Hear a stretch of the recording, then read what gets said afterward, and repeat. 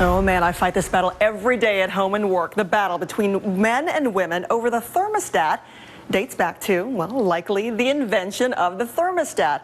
And it's a fight that doesn't stop once you leave the house. Even in the workplace, I can attest to this with me and Thomas always fighting about the temperature in the studio. There seems to be a constant debate over how much is too much when it comes to the AC. Here's NBC's Jenna Wolf.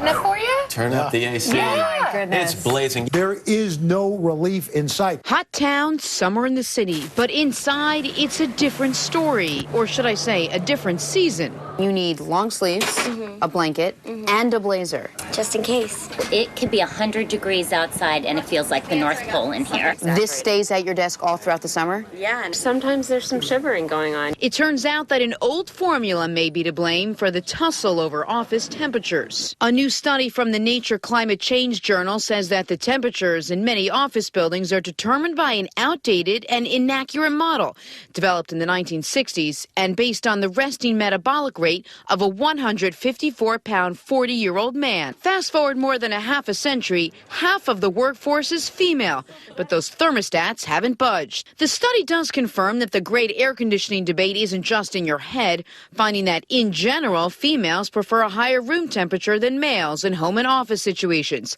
That's a balmy 77 degrees for a woman compared to a cool 71.6 for men. Women tend to have lower basal metabolic rates, so they tend to burn off energy a lot slower. They actually give off less heat than men, so they tend to be colder. Another slightly less scientific factor? Women tend to wear skirts, so maybe they have their legs kind of bare and cold. Their arms, might be out. Men wear more layers. They tend to wear jackets or suits. If you add all of these things together, then it's more likely that that difference between men and women is going to be more pronounced. It's a battle of the sexes that isn't likely to end anytime soon. Yeah, and until we win, this is my blanket. You guys know I go around with that every day.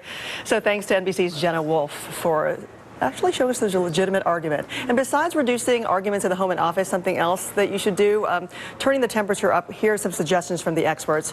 Turn your thermostats up. And we're talking about up. Every degree above 78 saves you 2% on your energy bill, while every degree below costs you an extra 6%.